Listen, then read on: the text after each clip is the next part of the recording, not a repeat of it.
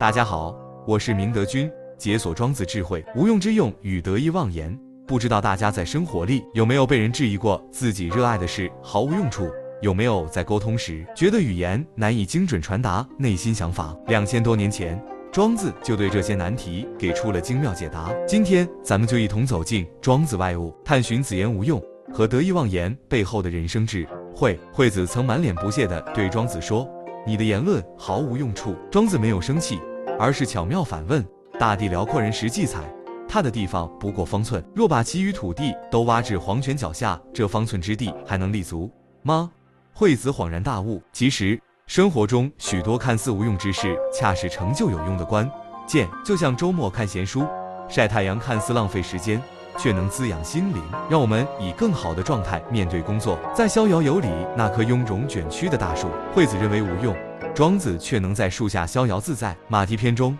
千里马因太有用，死于伯乐之手。这些都告诉我们，有用与无用并非绝对，过于追逐功利的有用，可能适得其反。庄子与惠子探讨完无用之用，又提出得意忘言。他说：“逐龙是为捕鱼，捕到鱼便可忘龙；兔网是为捕兔，捕到兔便可忘网。语言是为表意，领会意思便可忘言。”生活里，我们常常纠结于话语本身，忽略了背后的真实意图。比如，父母唠叨背后是关心，伴侣抱怨背后是期待。若能领悟话语中的情感，就无需过分在意言语的形式。在道学体系中，大到难以用言语描述庄子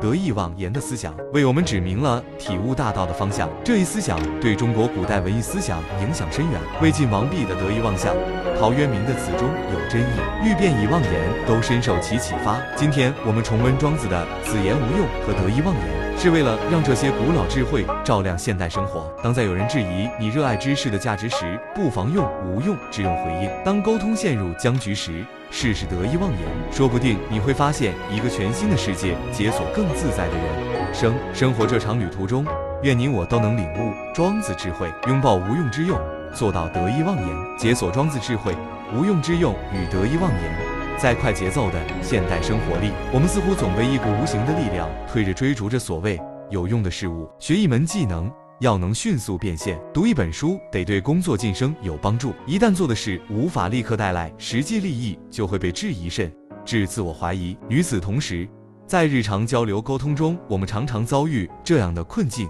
明明有千言万语，却难以让对方真正理解自己的想法，仿佛隔着一层无形的屏障。其实，这些令现代人苦恼的难题，早在2000多年前，庄子就已经给出了精妙的解答。今天就让我们一同走进庄子外物，探寻子言无用和得意忘言背后蕴含的深刻人生智慧。惠子与庄子作为思想交锋的挚友，为我们留下了不少经典对话。有一次，惠子带着满脸的不屑直言：“你的言论毫无用处。”面对质疑，庄子没有丝毫的生气，而是抛出一个发人深省的反问：“大地辽阔无垠，人实际踩踏的地方不过方寸，倘若把其余的土地都挖至黄泉那么脚下，这仅存的方寸之地还能让人安稳立足吗？”惠子顿时恍然大悟，这一对话看似简单，却蕴含着深刻的生活哲理。在生活中，许多看似无用之事，实则是成就有用的关键所在。以周末为例，当我们抛开工作的压力，悠闲地看一本闲书，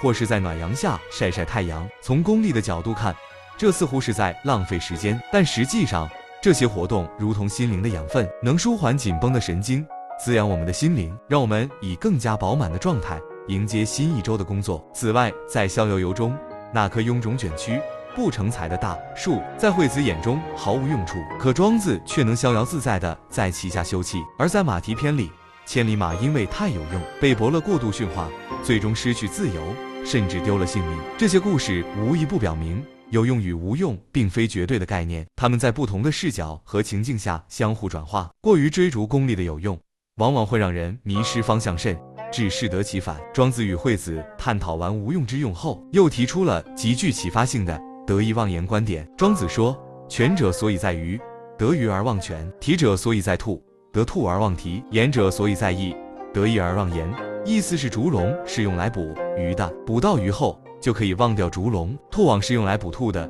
捕到兔后就可以忘掉兔网；语言是用来表达意义的，领会了意义就可以忘掉语言本身。在现实生活中，我们常常陷入对言语本身的纠结，却忽略了话语背后的真实意图。例如，父母的唠叨看似琐碎，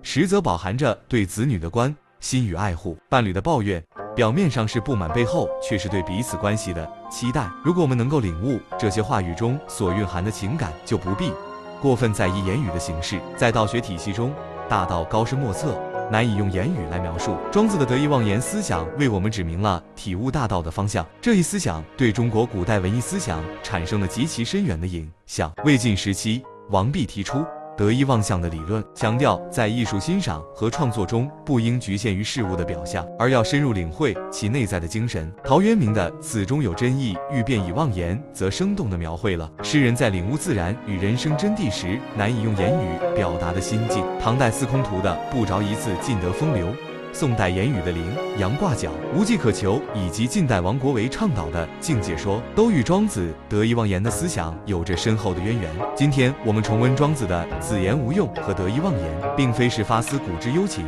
而是为了让这些古老的智慧照亮我们的现代生活。当在有人质疑你热爱知识的价值时，不妨用无用之用的思想来回应，坚守内心的热爱。当沟通陷入僵局时，试试运用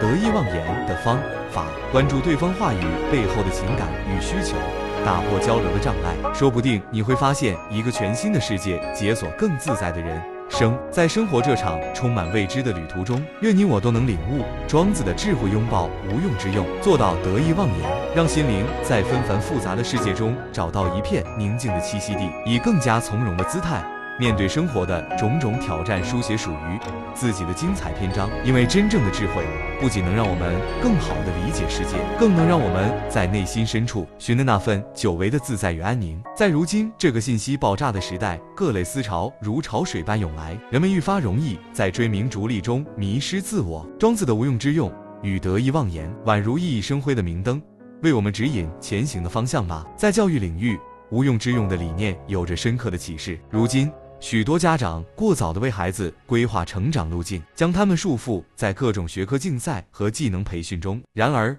那些看似无用的兴趣爱好，如绘画、音乐，或许能激发孩子的创造力，培养他们感知美的能力，对其未来的发展产生深远影响。这正如庄子所说，无用之事往往蕴含着大用，而得意忘言的智慧在人际交往中同样发挥着重要作用。社交媒体的兴起让沟通变得更加便捷，却也时常出现误解。很多时候，人们执着于文字的表面含义，忽略了对方真实的情绪和意图。此时若能践行得意忘言，多去关注文字背后的情感温度，就能避免许多不必要的矛盾。展望未来，当我们面对新的科技浪潮，庄子的智慧依然具有借鉴意义。在人工智能愈发强大的时代，人类